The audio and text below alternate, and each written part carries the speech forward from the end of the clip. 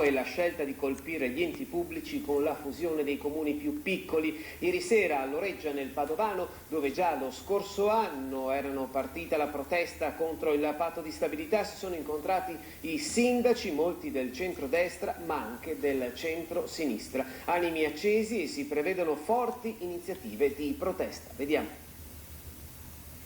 E adesso veramente con questa ultima manovra, che poi comunque è l'ultima di 3 o 4 nel giro di un anno, noi dobbiamo chiudere perché non ci danno più la possibilità di dare risposte ai nostri compaesani. Si sono dati di nuovo appuntamento nel municipio di Loreggia per lanciare il loro grido di dolore e fare fronte comune, questa volta contro i tagli alle autonomie locali previsti dalla manovra bis e decisa dal governo. Oltre una trentina di primi cittadini veneti, in gran parte del Padovano. Qualcuno è arrivato anche dalle province di Belluno, Rovigo, Treviso, sindaci di centrodestra, centrosinistra, liste civiche, chiamati a Loreggia dal presidente del Consiglio regionale Ruffato, che li ha ascoltati insieme al vicepresidente della giunta regionale Zorzato, in un clima di forte tensione. Il primo a sfogarsi il sindaco di Trebasele, che è presidente della Federazione dei Comuni del Campo San Pierese.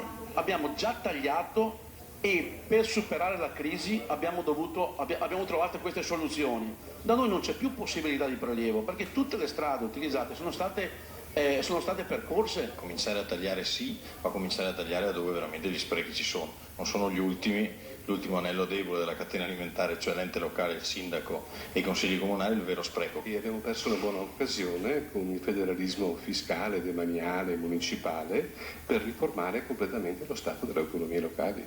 Minacciano la rivolta e sono decisi a portare a Roma le loro richieste per consentire agli enti locali che essi guidano semplicemente di sopravvivere, e non è mancato un attacco esplicito alla Lega. Anche la Lega deve prendere delle decisioni, si è troppo romanizzata e non è più pensabile che diciamo che tutti i soldi che devono requisire li devono requisire al nord e alle categorie più deboli, quali sono i nostri comuni e i nostri concittadini. Basta.